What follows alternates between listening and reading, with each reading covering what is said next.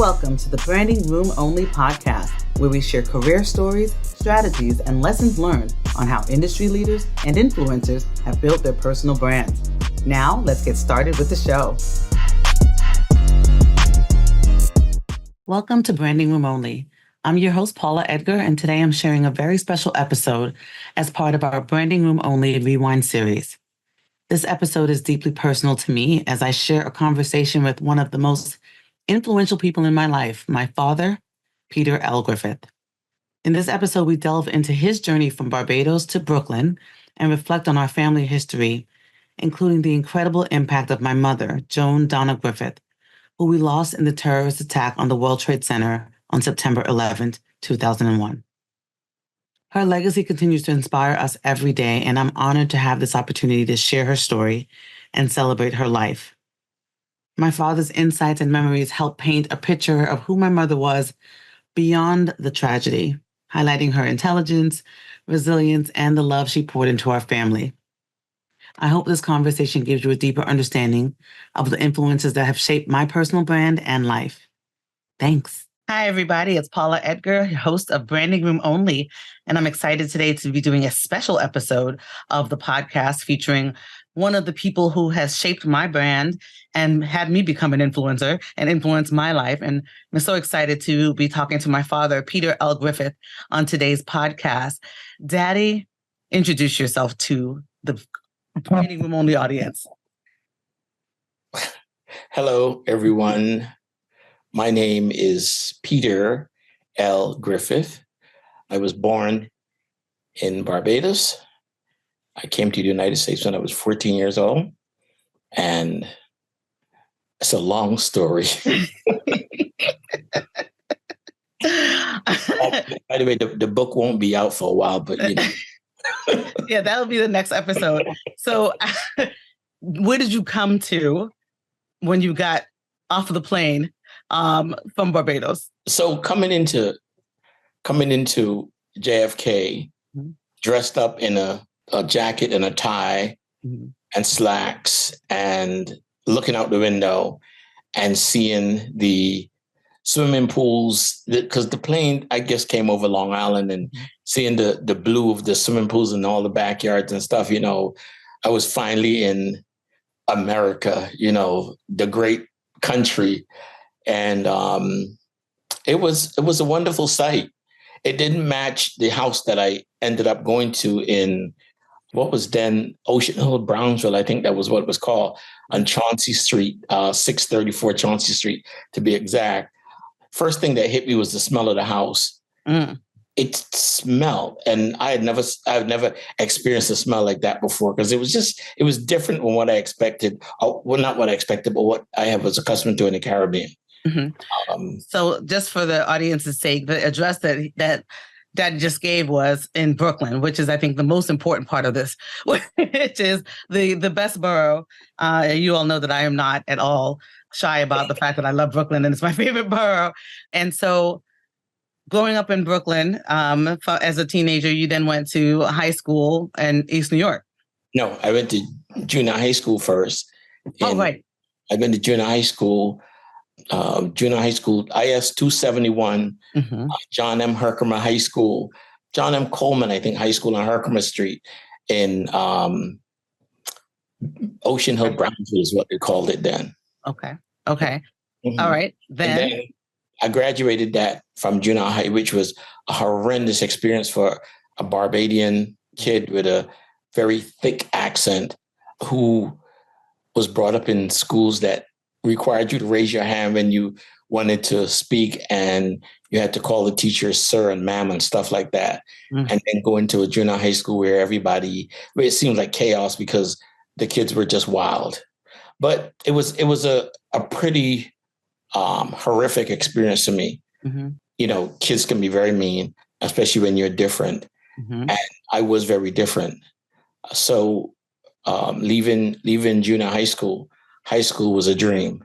The kids were more civilized, and I met a lot of other kids who were from the West Indies also. And I no longer felt alone, because I felt very alone in junior high school, because the people, I guess, who were West Indians weren't identifying themselves as West Indians. But that's interesting, because when you think about, and I always try to tie things back on the podcast to what your brand is, and to think about how popular the Caribbean experience is now versus back then, when it was, you were just in another group of immigrants that were coming into this country, and having an accent and being different was not necessarily cherished in the way it is now. No, it wasn't, because the kids told me that we were taking their jobs. I didn't really understand that, because my mother worked as a maid. Mm-hmm. I didn't understand that at all, but it is what it is. It was difficult. Okay, so then high school. High school was, like I said, high school was a dream. In high school, I found myself in junior high school because I started to blossom as a student. Mm-hmm. Something which I was not good at in Barbados. I was really, I would say that I was a C- student in Barbados. Mm. And I came into junior high school and found myself doing A work. Mm-hmm. Mm-hmm. I think they put me back a grade, which was the best thing they probably could have done for me. Mm-hmm. And that, I was unbelievable in junior high school. Mm-hmm. And when I think about my experience in high school, it was wonderful. Mm-hmm. It was fun. After my first semester, I had like 86 or 87, average. And they asked me if I wanted to join a special program for kids that were doing well. And that's how I joined what was then called College Discovery. Mm-hmm. And that was really an experience, because that meant that I was then with kids who were really interested in learning all the time. We had double periods of math and English, and I think I did pretty well in high school. Only failed one class, and I blamed a young lady whose name is Jacqueline Isaacs. I don't know where she is now, but calling people's name out. I'm sorry. Poor Jacqueline. I blame her, because we were sitting in the back of the class, and I talked to her a lot, and mm-hmm. I failed the Regents, but they could have passed me in the class, and they didn't. So that was the only class I failed in high school. This is an interesting revelation, because I definitely know that there was times when I was young where I was told that I should not be talking to the back of class, and I should be focusing. But that's a whole nother story. I'll talk about that in therapy. Anyway, so then as you progress through high school, mm-hmm. And the interesting piece about you saying that you were in this College Discovery is that, given what the Supreme Court has done recently, that probably would have been considered a program that was a pipeline program leading into college to bring inner city people of color. Yeah. But that's basically it was. Yeah. And the interesting about it was that they gave us a foundation, but the foundation was not good, because when I got to Brooklyn College, am I allowed to say Brooklyn College? Of course you're allowed to say Brooklyn College. Okay. That's where you went. When I got to Brooklyn College, I was totally overmatched, because the kids that were there knew a whole lot more about lots of different things that I didn't get. I wasn't exposed to in high school. But I dragged myself through college, and thankfully I graduated. So I guess I must say, with a degree in history, with a mind in education. Okay. Mm-hmm. Okay. All right, relax. so there was a milestone that we skipped, which is me. There. So everybody, a little preface for what you should and shouldn't do in high school is that in the meantime, in the between time, I was born. So he's 77. February. You don't have to talk about the years. Relax. February 14th. Can I do that then? There you go. Valentine's baby. Yes. It was one of the best moments of my life. Yeah. Daddy. For those of you who have not sort of checked into my background or have even heard me talk about how I was raised, et cetera, that you should know that I have my biological mother, obviously, who gave birth to me, was who we were talking about, who my father was with at that time in high school. Yes. And then we'll move on to talk about who raised me. And I think that's the crux of what I wanted to get to in terms of this story. So let's fast forward a little bit. So Okay. you then had a young child that you had to take care of. Yes. And then you had to go to work. My mother had told me that as long as I was in college, she would take care of me in terms of, what my needs. And all of a sudden, here I am with a pregnant girlfriend, and I had to go to work, and that was a horrible experience. And I say horrible in terms of I should not have been working. I should have been just concentrating on school, but I had to go to work, and work was. First worked in a factory. You just trying to find any job you can. I worked in a factory, which was horrible, and then I got a job working at a law firm as a clerk and a messenger and stuff like that. And that was I got to see a side of people who were different than me and who looked down on me because of my color. The thing was that I was raised that you are not better than me. And although they might have been lawyers, I didn't care. I was still Loretta's son. Okay. Yeah. So. Side note on that one, because I think about, again, bringing it back to branding and being better or not than other people and thinking that way. I remember how important it was for my grandmother, Loretta, who you just mentioned, that we dressed a certain way. Right. And I that's been a straight line for the most part of my entire life, because I think that baton was also carried by mommy, and we're going to get into talking about her in a minute. Can I interrupt you and say this? Yeah, please. My mother, Loretta. It's interesting that somebody told me, looking at their pictures online, you remind them so much of her and how she dressed. And I was like, yeah, okay. But I mean, she made sure that you had great clothes, and it was just amazing. But she did a lot in terms of helping to raise you, obviously, because I couldn't provide for you the way that I would have liked to. And she really assisted in terms of making sure that you were well-dressed and looking spectacular. Yeah. Obviously I was young because she was my grandma, but I was young, and I remember her doing two things. One, baking and cooking. And the other one was like making sure that I looked like, I remember her like fixing me. And so I had the experience of that sort of Barbados side of my family when I was growing up.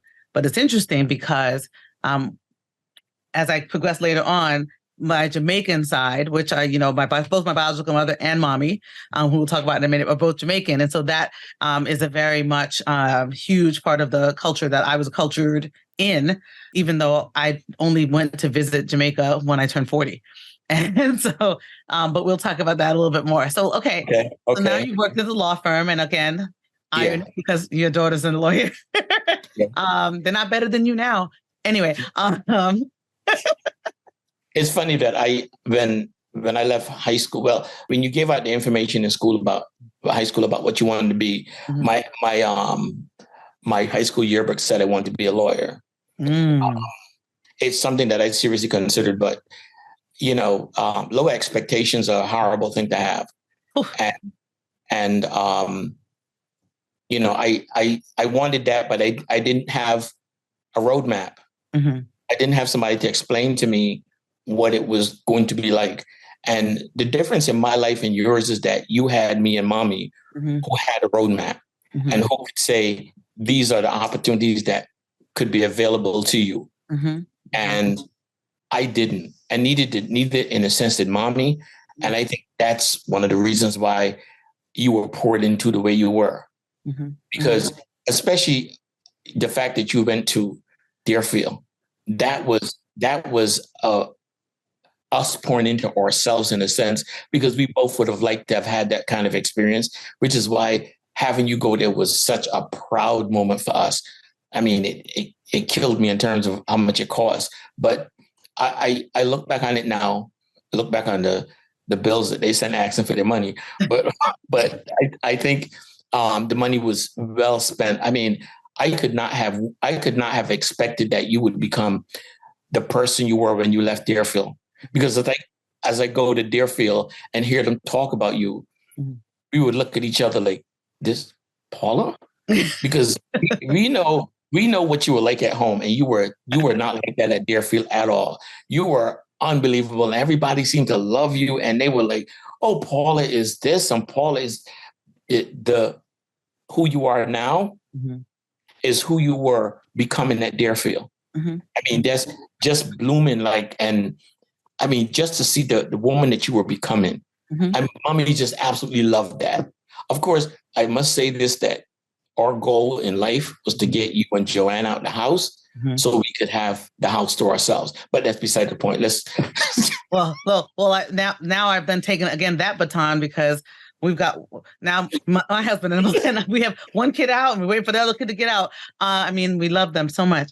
Anyway, yes. So you talked about, and we'll skip around a little bit, but we started talking about Mommy, but we haven't said who Mommy is. And what I wanted to do is to kind of draw the continual line as to, you worked at the law firm, and then you worked where, and then where did you meet Mommy? Okay, so I worked at Merrill Lynch, which was then Merrill Lynch, Pierce, Fenner and Smith, in 100 Broadway in Manhattan. And you want to know how I met her? Yes, but keep it for the public, please.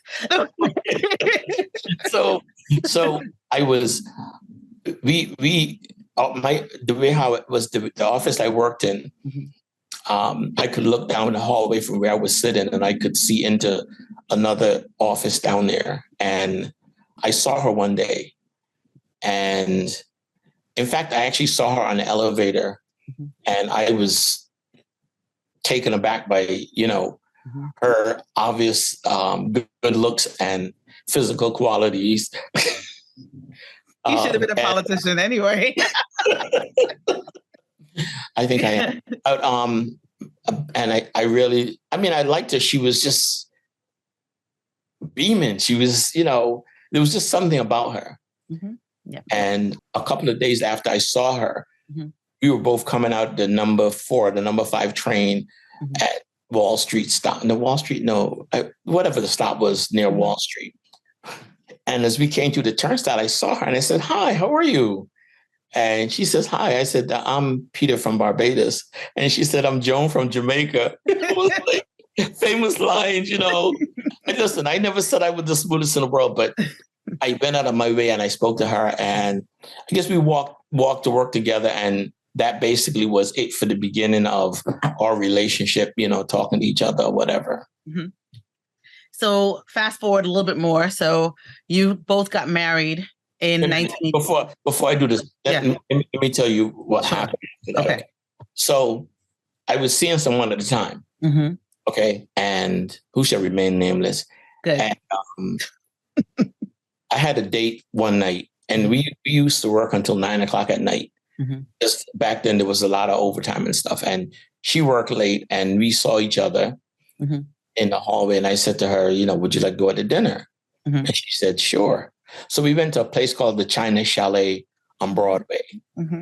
And we sat down and we ate. And after that, we went over to Battery Park and we walked around a little bit, and then I said, "Can I kiss you?" And she said, "Yes." So we kissed, and I turned to her and I said, "No, I'm sure you could do better than that." That was like a 1 or 2. Oh God.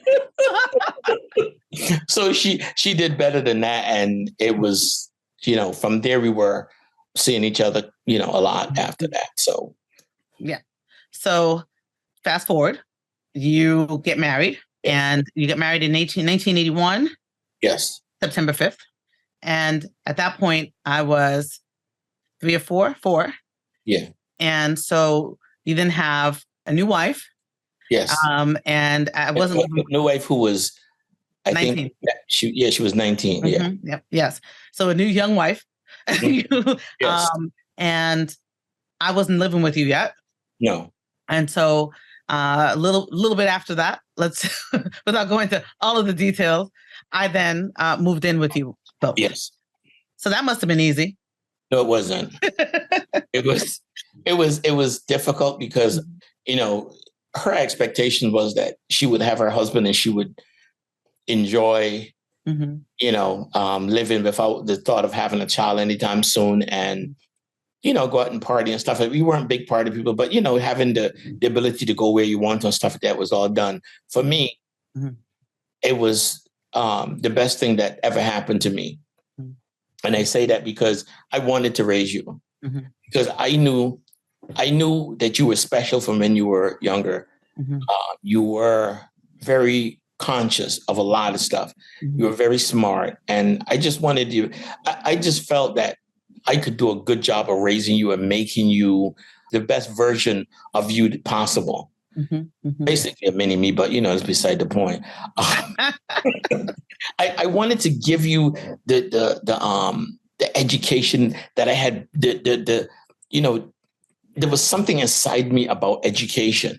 And that was something that drove me. And I wanted to be able to give that to you.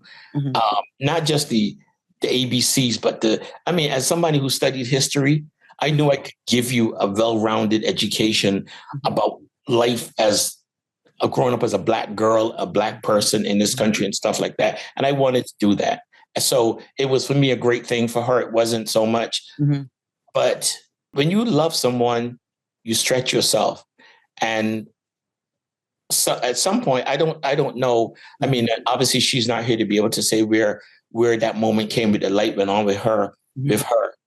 And it's just like, okay, this is Peter's child and we have to deal with this. And she just embraced you as her own. And I mean, embrace you like, you know, the hug, you know, that big giant hug that you are mine now.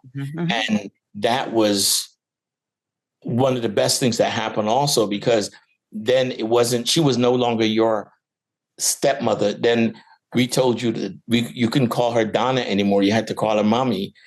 And just like that, you started to call her mommy. And that's mommy. That's funny, because I don't remember. This is the first time I've heard you say that I called her Donna before, but I guess that makes sense.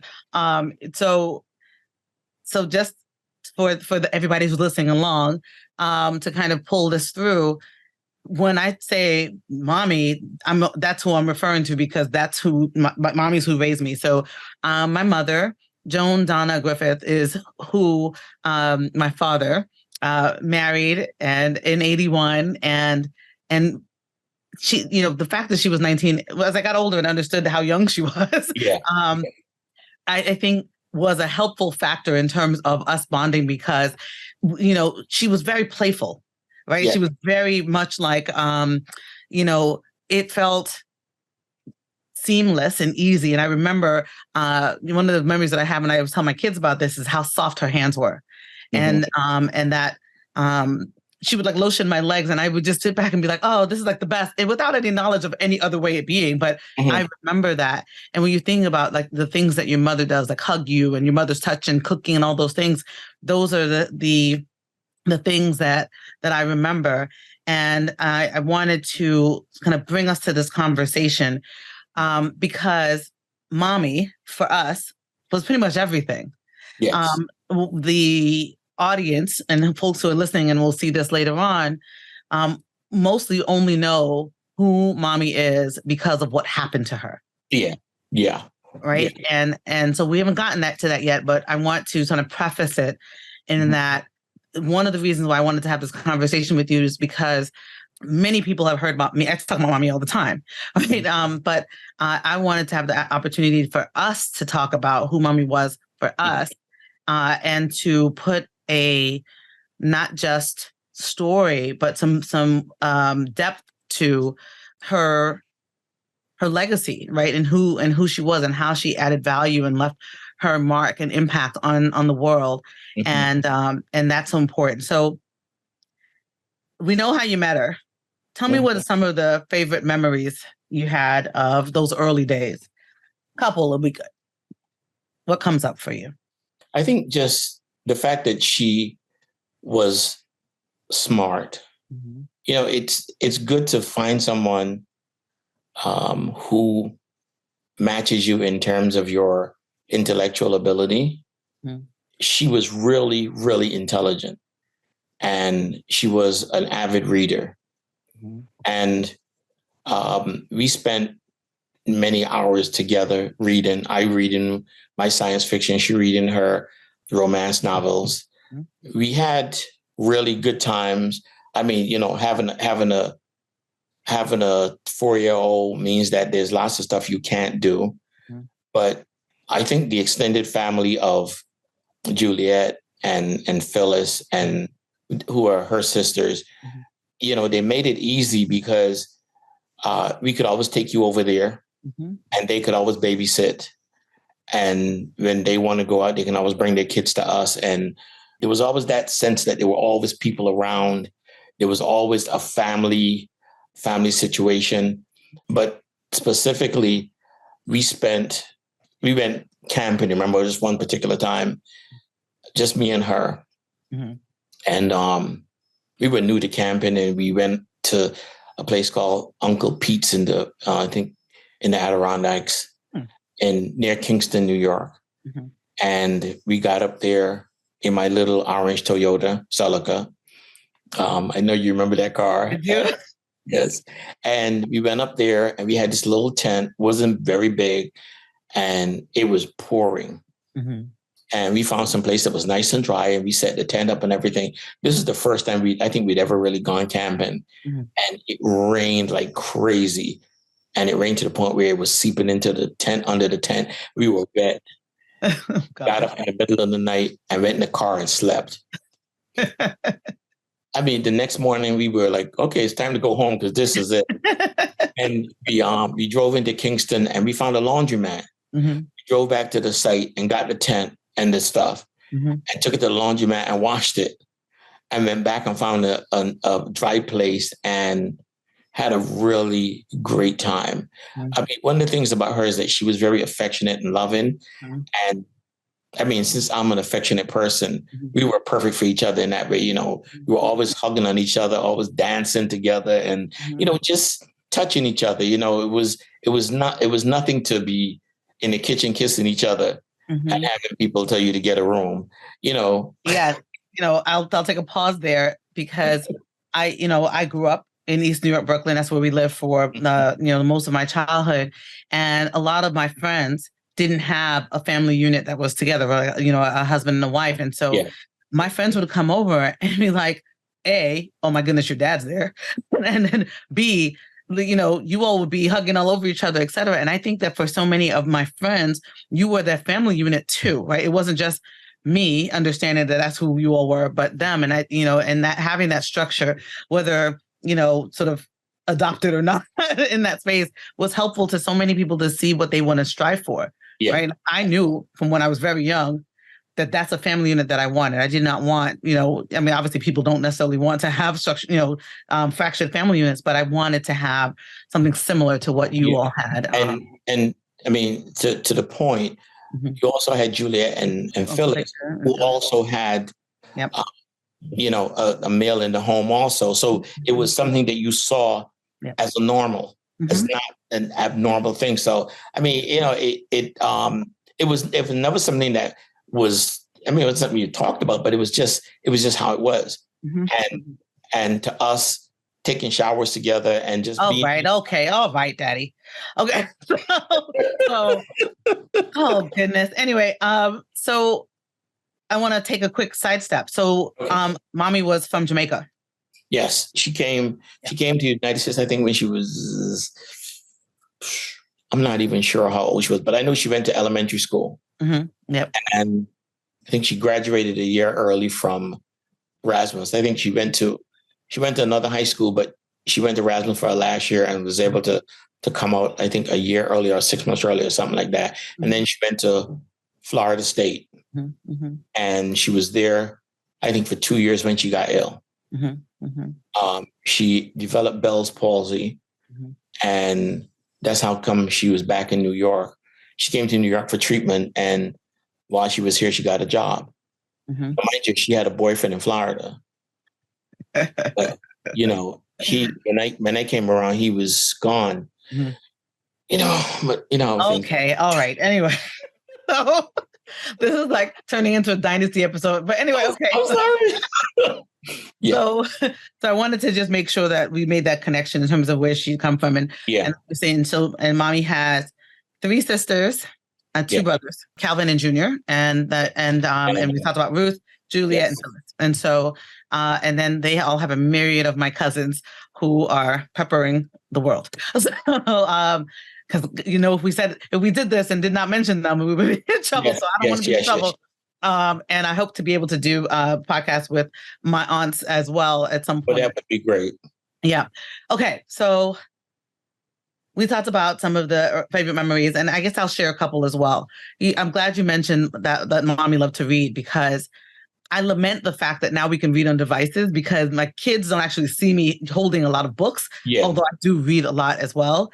Yeah. But I was just this past weekend at Grand Army Plaza at the library, and it brought back all of these memories. I mean, I was there to see the Jay-Z exhibit, but that's another story. But it brought back all these memories of when we used to go there, and mommy would just pack tote bags full of those Harlequin romances and other romance novels. And she read so much. Like, I would see her with a book all the time. And both of you, to your point about being avid readers, it instilled upon me that reading was something that I had to do, because there would just be times where all of us would be in a room reading.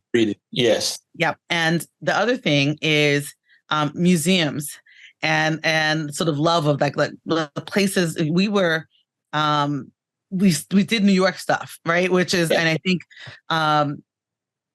I realized that I don't necessarily do as much New York stuff, and I didn't do as much New York stuff with my kids because they have opportunities to go other places, right? But we didn't, we weren't like, affluent, and, but we did do a lot of things that were New York focused. And then when I was 8, along came my sister, and Joanne was born. And so then we had a family structure that was different than, I had you both to myself, and then we had, my sister, and that shifted a lot for us in terms of our family unit. So talk a little bit about that. It obviously it creates a different dynamic, because now the focus is no longer on you. The focus is on her. And she was in a hospital because she was born 2 pounds 6 ounces. 8 ounces. Okay, 2 pounds 8. You're welcome. She was in the hospital for a couple of months, and that was hard on mommy, because she would go there every day and feed her, and with a little syringe or whatever. And she would come home, and sometimes she would cry about it because, her baby was in the hospital. And then she came home, and everything changed, because now the focus, like I said, was no longer on you. But then you were old enough to, I guess, to understand that, now you have a little sister to play with or whatever, which I don't think you particularly like. But, kids are funny at that age, because especially when everything is about them. And now the focus is on something else. Yes, definitely. I remember the shift, but it was interesting, because I think, at least, and again, I'm thinking of it from obviously my perspective as a young kid, but I felt like for mommy, it felt like the unit was more whole, because then you both had a child of your own, but to that end, I never in my entire life felt as if I wasn't her child. Like, it was very much like we did Girl Scouts together. We did all of these things that we did, and it was never in my mind any question that I can remember. To the fact that most of your cousins didn't know that you had a different mother. Yep. Yeah. So, okay. So then I go away to boarding school. Yes. So I went to Deerfield Academy, which my father mentioned a little bit earlier, which is in Deerfield, Massachusetts, which is in Western Mass. And it's a boarding school. So you're living there. And so I left when I was 14. And at that point, was it before? No, it was right after that. Then you all moved to New Jersey. Yes. I don't know what year you went to boarding school, but we came up here in 92. Yeah, it was 91 is when I went to. So we came up here in 92. A lot of it was the neighborhood was really changing drastically. And mommy was like, Joanne is going to start school soon. Let's get out of here. And we in a couple of months, we moved up here. That was a big change for us. Now you're you're living in the suburbs and you have to worry about mowing the lawn and, all kinds of different stuff. And it was difficult because we were commuting every day from Willingboro, which is like, I think 90 miles away from New York or something like that. Mm-hmm. Every day to New York. We would get up ridiculous hours of the morning and have to take the bus into the into the city. Mm-hmm. And that was it was difficult because that drive was hard on your body. But I mean, it's something we decided we wanted to do. So mm-hmm. it wasn't a matter of we had to, it was a matter of we wanted to do this. So we did. So that commute is something that when I think about the mommy reading books, like that's what she would be getting her stock for the week for, and then yes. would read books and then return them back. And she would read 2 or 3 books, like going up and coming back. And she tore those books up like crazy. She was just an unbelievable reader. Yeah. And the thing about it was she would not read anything else. Mm-hmm. She wouldn't read biography. She would not read it. And one of the things that people don't realize about these books is these books, because there are a lot of romance, mm-hmm. there's a lot of them are set in Europe and different places and stuff. Mm-hmm. And that idea of going places in a book, she mm-hmm. went lots of places and she knew lots of stuff because she read these books. I mean, you can think that you don't gain anything from reading them, but just reading them brings you information that you will not have before about how people live, how you're supposed to do things. I mean, she knew a whole lot about a whole lot of stuff from reading these books. Yeah. And I'm sure that was most of what I saw, but in terms of the knowledge point, she also watched a lot of musicals. She ingested a lot of information, a lot of different ways. Yes. And a part of what I remember a lot is how we love Mary Poppins. Like we loved a lot of the yes. musicals because, that's what we would sit and watch together when I was a kid and when I was older as well too. So I'm thinking about when I was away at boarding school in 1993. Mm-hmm. Mommy and you all were still commuting to and from New York City, Lower Manhattan to Willingboro, New Jersey. And I remember when the World Trade Center was bombed in 1993. Yeah, that I remember being pulled out of class, and them saying that the towers had been bombed, and I remember being up until late that night, and then calling and having a call with you all because she had finally come home. And I remember her talking about going down the stairs and how her back had hurt and all that stuff. But what I remember the most from that was her saying that she was going to go back. Mm-hmm. It wasn't at night, but it was after that. Like I remember being like, okay, well, they're bombing stuff, so let's not go back there. But I remember specifically having a conversation with her saying that she was going to go back. Mm-hmm. And so tell me about how that was on the adult side when all that happened. Well, to tell you the truth, I don't remember much about it. Mm-hmm. It was just like a blip in our lives. Mm-hmm. I know, coming down all them stairs and stuff was difficult for her, mm-hmm. but beyond that, it wasn't any. We didn't really have a conversation about whether she was going to go back or not. At least I don't remember. Mm-hmm. And I need you to understand that there's a lot of stuff I don't remember because there've been a lot of since obviously September the 11th. There've been a lot of brain trauma and. With that, and there's a lot of memories that I really don't have anymore. Let's just tell the truth. Also, that mommy and I talk together every day, and I would. My mother Daddy would get a call when the car window wouldn't go down. Otherwise, Daddy wouldn't hear from you. But when Mommy would come home and say, "Yeah, I sent her some money today," mm-hmm. and I mean, the thing about it is just like whatever she did with you, mm-hmm. she would come home and tell me I did this or I did that or whatever. So we knew what was going on in terms of how things were going with you and how she might have been helping you or whatever, which has always been a big focus in her life, mm-hmm. Yeah. My mother, back in those days that, you had to pay per minute when you had calls and long distance, et cetera. So, but at her job and Mommy worked at Fiduciary Trust in the World Trade Center, she had an 800 number So I was in boarding school, so I would literally call her every day, and they would put me on hold and go find her. And I love that. And she'd be like, "What do you want?" I'm like, "Just to say hi."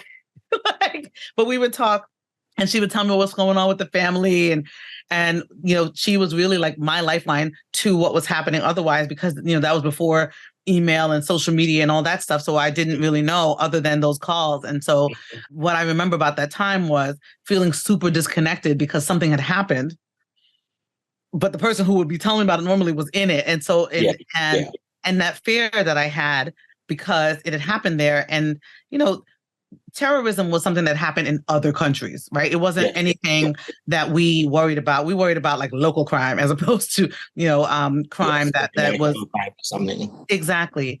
So let's fast forward. Well, let's talk a little bit more about, there's one question that I think that I wanted to hear your thoughts about.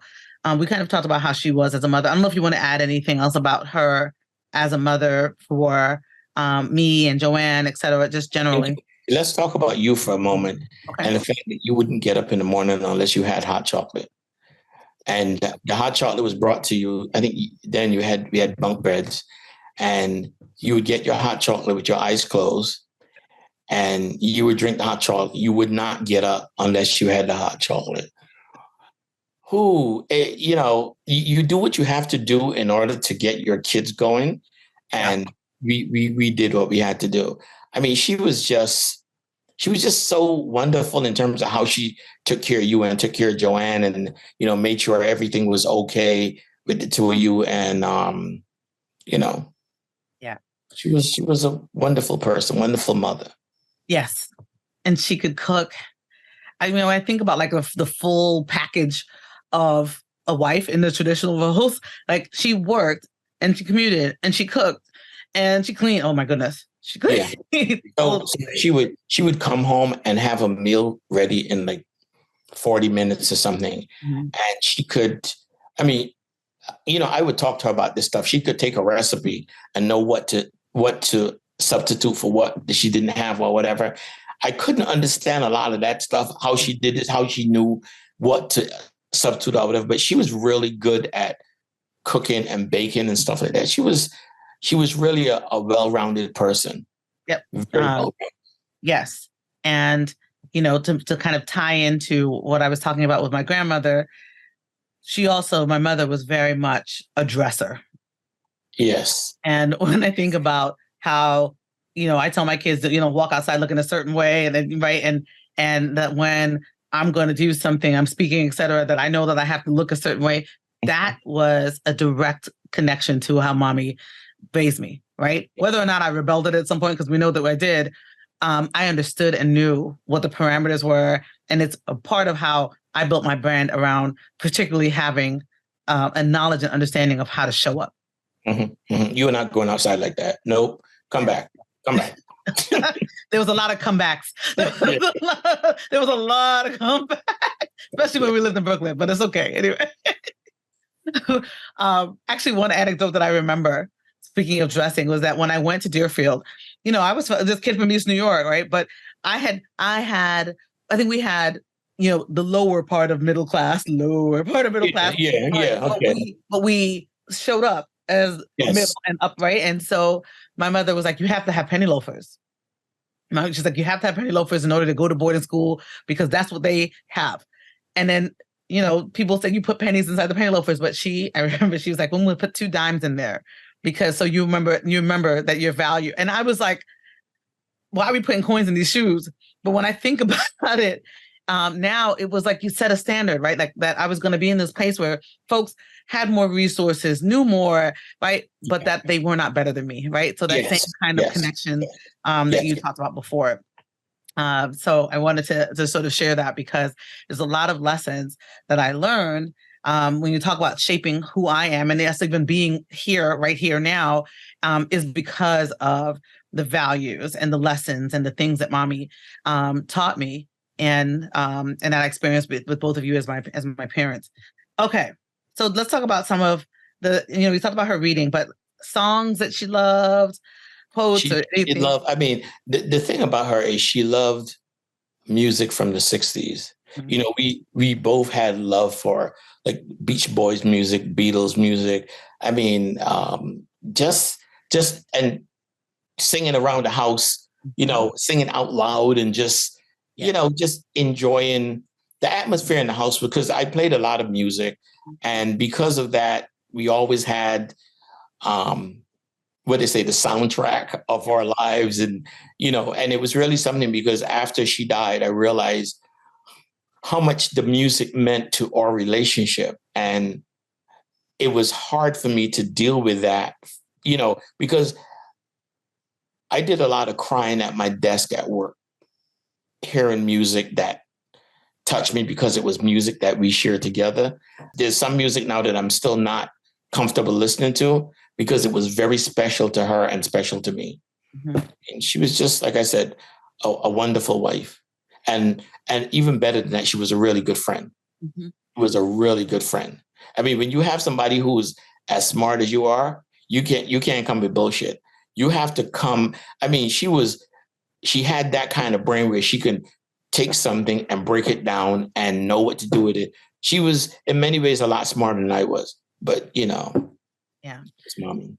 Yeah. When I think about, you know, growing up, the music was a big piece of it. And the one song that comes up whenever I think about her song, as opposed to a musical, is Rainy Days and Mondays. Yes, yes. There was something about that, I think, when she was younger. I don't know. I don't remember the story behind it, but that song meant a whole lot to her because I think it's a song that she might have heard, or it did something to her. I think she did a lot of cleaning on Saturday mornings to that music. And I mean, she was younger. And so it was something she always liked to hear because it made her feel good. Yeah. Like I remember her like singing it like out loud, and it's interesting because now I hear that song and I'm like, maybe like I'm thinking like, but it doesn't have the connection other than to her, right? It's not like I don't have whatever the deeper piece of it is. Yes. But there was definitely a lot of music played out loud when I grew up. The other thing that you used to do all the time was to have there's a lot of video of our lives. And you and this was like before there was terabyte mini chips. It was actually video, like VHS tapes of that you would just have the VCR running. And because of that, and I'm grateful for that as being part of who you are, that there's a lot of just video of us being us. Yes. I mean, one of the things is because I'm a photographer, and you get memories from looking at pictures. And one I have in particular is us going to the beach to fly a kite, and it's like the things I wanted for you, the things that I had when I was growing up. And I mean, we did stuff that I would have wanted to do, or I did when I was young. And that was one of the memories that really, I mean, she didn't have to come, but if we were going someplace, and that's another thing too, we were always together. We were together a lot, which is when I think about the fact that we were together for 20 years and 5 days or 6 days. We spent a lot more time than that together. I mean, you can say it's 20 years, but it was a hell of a lot more than that because it was packed into those 20 years that we spent together. Yeah. Gosh, I just thought about the kites. I can see the pictures. And I don't want to run over that point, because when you're thinking about, I started off saying that you were instrumental on building my brand, because you were. But one of the things I'm very serious about is pictures and how they are framed and how they're structured and how people look in them. And I would say a little bit more than serious about it. I'm a little bit obsessed to my kids who do not want to take pictures, and I don't care, and I'm going to make them take pictures. But I've been documenting my entire life. Like I have pictures from when I was a baby all the way. And a lot of people can't say that. And to think about how technology has shifted during that time, that you still, number one, understood the importance of documenting. Like I look back at those pictures and I think how lucky I am to be able to see them and know throughout those times that that it was important for you to do. And that is something that I directly attribute to you having that love too, that I have the love as well, except that I use an Android phone as opposed to an actual camera. Okay. Anyway, I'll get to it at some point, being an actual camera person. Okay. So there was a lot in there to your point about it being packed. I want to, before we move on to talking about 9/11, was when you think about some of the dreams and aspirations that mommy had, what comes up? I think she wanted to graduate college. I think that was a big thing for her. Mm-hmm. And she did go back. She went to Medgar Evers for a couple of semesters, but it's kind of tough having kids and trying to go to school at night. Mm-hmm. And that was difficult, obviously. She never did finish because we moved up here. And then that commute destroyed any chance of being able to go to school because it was basically an hour and a half each way. But I think the big thing was that she wanted you and Joanne to have a better life than she had, because I think her growing up was kind of rough. Mm-hmm. And I think she poured into you and into Joanne the values that she grew up with and the values that we share together, the values of value in education, value in family, value in fun, value in laughter, and reading, and really understanding how important education was to your success. And that was a big, big deal for her. Every single time, I know a fact, but every single time you remind me that mommy didn't graduate, I'm always like, what? Like I'm shocked in my head, because education was such an important piece for her.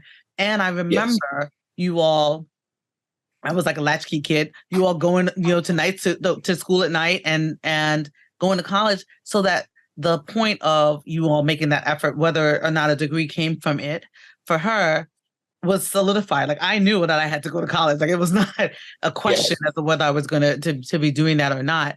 I think that was drilled into you from early. So there wasn't any choice about going to college, because it was always, if I couldn't achieve college, you had to pass me in terms of what you did. Yeah. And I'm very happy that you did. I mean, that was like a big, big, big deal. Mm-hmm. Yeah. So let's talk about mommy at work, right? So this, other than my kind of connection, I knew a lot of her coworkers, because I would call and they knew who I was, and they would say how proud they were of the things that I was doing. So I knew that she talked about me a lot. And then I learned a lot from them after she died. Mm-hmm. But mommy would tell me also about the things that were happening at work. And I don't know how deeply, I should say, she didn't really talk deeply about some of the challenges or anything like that. Mm-hmm. But I knew she was really proud of and she took a lot of pride in showing up in her job. And so I don't know how much you want to add about that. Yeah. So you talk about the dressing. Mm-hmm. Casual Corners was a store I think it was in the World Trade Center, and she would come home with suits. And learners. And Taylor Law. She had a ton of suits, and it spoke to how she wanted to show up. Okay. So people saw her, and they saw her what they call dressed to the nines. She was always put together, because she could always, this, and she would always look fantastic. I mean, going to church on Sunday morning, it was like, wow. I mean, she was just immaculate in the way and very purposeful in the way how she put herself together and what she showed the world of who she was. 100%. Now, in terms of the work, she rose quickly in the company she was in, despite the fact she didn't have a degree. What she did have was a brain that was incredible, and she caught on to a lot of stuff that a lot of other people didn't. And I mean, at one point, she was offered jobs by some of the companies that were servicing her company, because she knew the system as good as some of their engineers, because she was just that good. And she knew how to manipulate the system in ways that they didn't know was possible. And like I said, they offered a job, but you can't do that especially these are the kind of job where you go someplace for 6 months or whatever. You can't do that when you have little kids. So, that avenue was open to her, but she was very proud of how far she had come in the company. And I think she was always a little mindful of the fact that she didn't have a degree to say this is what I have, but she was something else in terms of her ability and how she did her job. And I think what we saw at home in terms of somebody who could manage the house and do these things, that was taken to the job, and she did. She managed in a really wonderful way that her people absolutely loved her, and they cherished her because she treated them really well. And in fact, a lot of them are very, very loyal to her because she treated them and gave them opportunity to grow. Yeah. The folks who she worked with, a lot of the things that they said about her, subsequently after she died, was about how she mentored them and she cared about them personally, not just at work. And, and I think that kind of impact in the workplace, especially when we think about workplaces now where people don't stay for long times, or or people leave because the culture is terrible. They say people don't leave places, they leave people. And so you have someone who really cares about you and your growth, I really love that work ethic that I think, to your point, was home and work, and it was sort of seamless in that way. Yes, it was. Yes, it was. Thank you for joining me for this heartfelt Branding Room Only Rewind episode. I hope my conversation with my father has given you a glimpse into the legacy of my mother, Joan Donna Griffith, and the profound influence she continues to have on our lives. A special thank you to my dad, Peter Griffith, for his stories and jokes and for sharing stories and memories with us. Stay tuned for part 2, where we will continue to celebrate her life and explore the impact that my mother had on those around her. As always, don't forget to subscribe, rate, and share the podcast. And until next time, take care and stand by your brand.